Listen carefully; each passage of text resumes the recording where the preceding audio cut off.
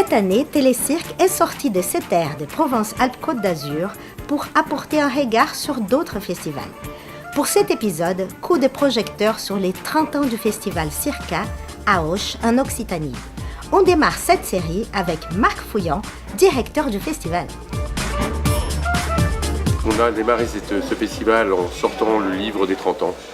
Dans ce livre-là, il y a 50 personnes qui témoignent à des moments ou d'autres de leur implication dans le festival et ils représentent les bénévoles, ils représentent les pouvoirs publics, ils représentent les artistes.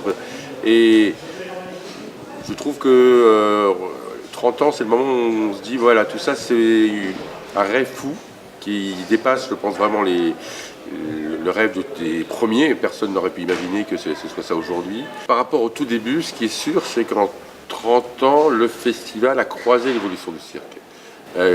Qu'au début, quand on écoute les paroles des premiers, au début, leur idée de la Jeune Chambre économique à Auch, c'était de créer un festival des cirques traditionnels.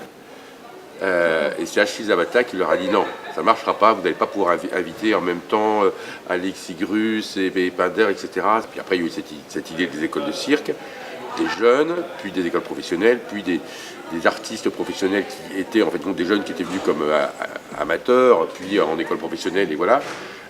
Et aujourd'hui, 30 ans après, le cirque globalement a évolué, il est devenu beaucoup plus international, il est devenu beaucoup plus large, les générations se sont succédées. J'arrive à Auch il y a 20 ans pour diriger le théâtre et les services culturels de la ville et pas du tout pour m'occuper du cirque. J'arrive à mon festival et à une étape où le festival doit se professionnaliser. Ça me paraît évident que s'il y a quelque chose à faire sur ce territoire-là, en tout cas le sens que je trouve, il est de pouvoir s'impliquer dans ce cirque qui à ce moment-là est en train de se construire. Et j'ai pris goût et j'ai plongé, je me suis passionné là-dessus, mais c'est vraiment le fruit du hasard, le même fruit du hasard qui fait que je travaille dans la culture aujourd'hui alors que j'avais fait une fac de biologie après mon bac. Donc voilà, c'est la vie quoi.